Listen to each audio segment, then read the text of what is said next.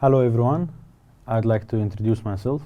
My name is Ragy Muhammed Ismail. I'm a PhD student in the Department of Nuclear Power Plants, National Research University in Moscow.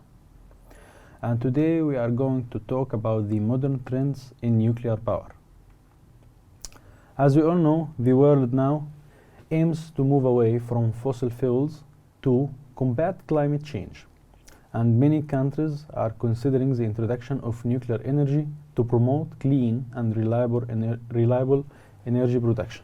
Nuclear technology uses the energy released by the fission of atoms of certain elements, and it was first developed in the 1940s during World War II. So research initially focused on producing bombs in the 50s of the last century. Attention turned to the peaceful use of nuclear fission and its control to generate energy. Civil nuclear energy now has more than 18,000 years of experience in reactors and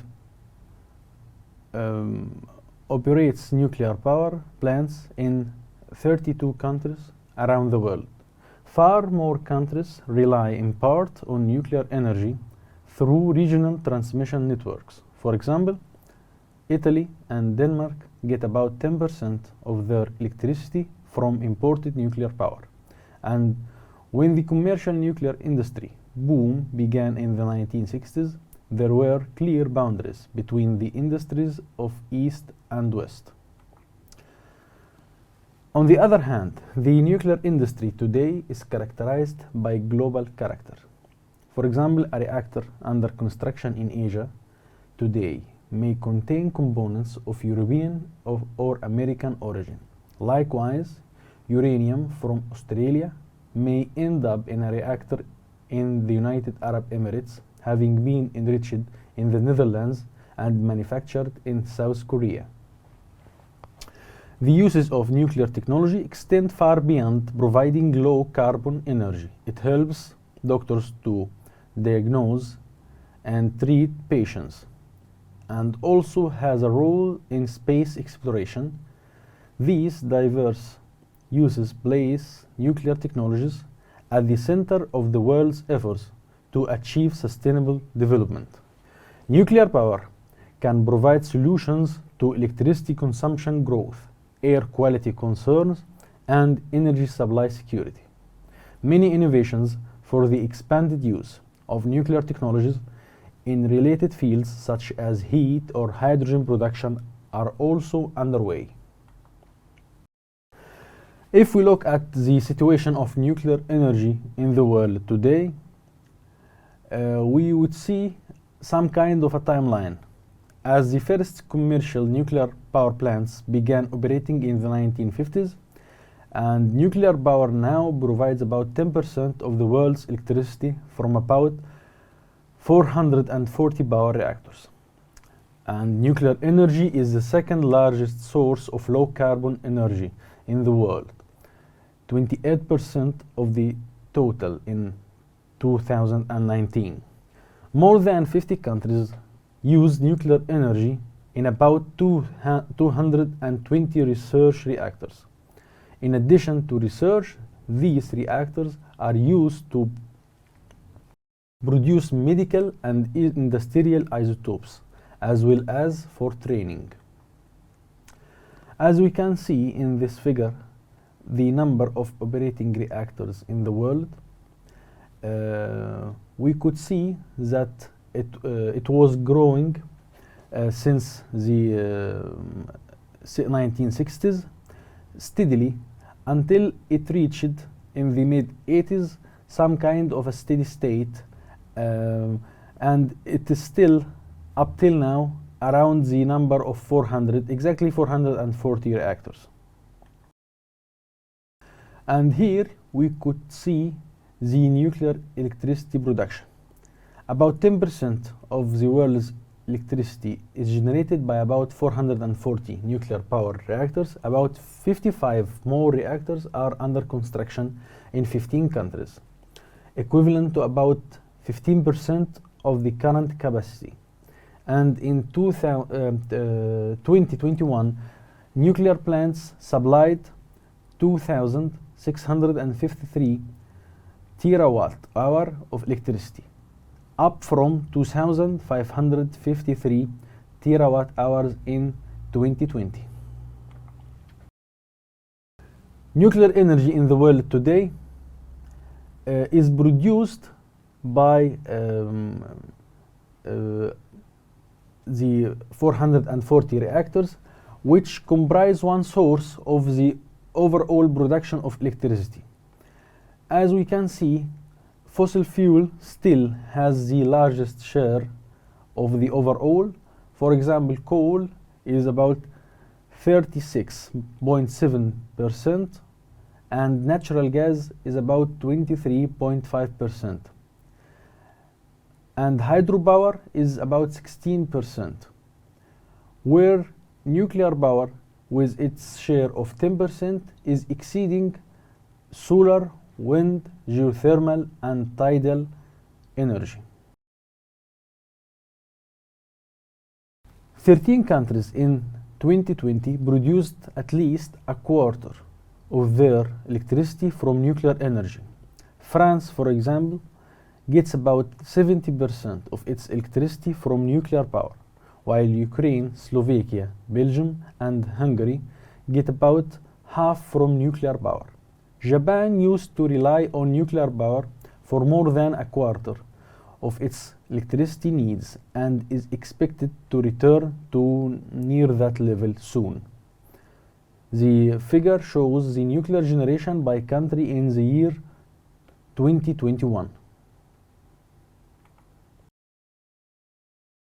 If we take a look on the developments in the nuclear field in 2022, we would see that about 6 reactors have been connected to the electric grid in China, Pakistan, Finland, and South Korea, in addition to the United Arab Emirates. As for the start of construction, we would see that China has the biggest share, with 5 reactors being started the process of construction, and 1 reactor for Egypt and 1 reactor for Turkey. As for reactor shutdowns, it happened mainly in the West, in the United States and the United Kingdom, which shut down in the year 2022 3 reactors. Of course, there is a need to add a new capacity around the world, both to replace aging fossil fuel units, especially coal-fired ones, and to meet the growing demand for electricity in many countries. In 2019, 63% of electricity was generated from burning fossil fuels. Despite the strong support for and growth in renewable sources of electricity in recent years, the contribution of fossil fuels to power generation hasn't changed significantly in the last 15 years. It was 66.5% in 2005.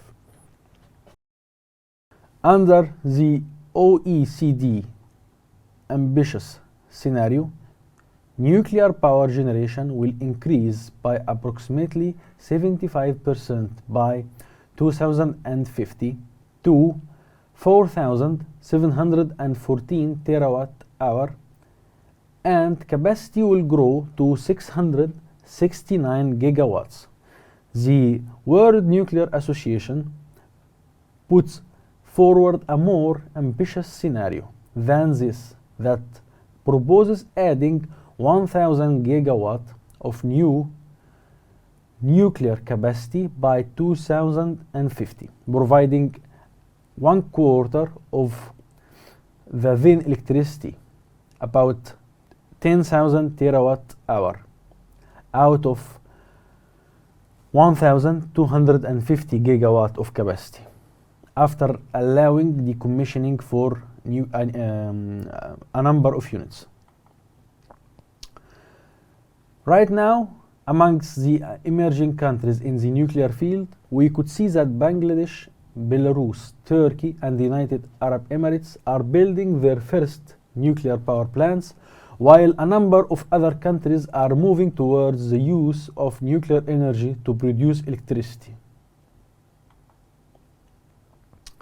Regarding the improving of the performance of existing reactors, we could see that it has improved dramatically over time, over the past 40 years. The proportion of reactors reaching high capacity factors has increased significantly. For example, 68% of reactors had a power factor above 80% in 2021, compared to less than 30% in the 1970s. This figure shows us the long-term trends in capacity factors. It is also noted that there is no significant age-related trend in the average power factor of the reactors over the past few years. Here we could see the mean capacity factor between the years 2017 and 2021 by age of reactor. In addition to commercial nuclear power plants, there are about 220 research reactors operating in more than 50 countries, and more are under construction. In addition to their use for research and training, many of these reactors produce medical and industrial isotopes. Use of reactors in naval propulsion is mostly restricted to major navies, where they have played an important role for 5 decades, providing power to submarines and large surface ships.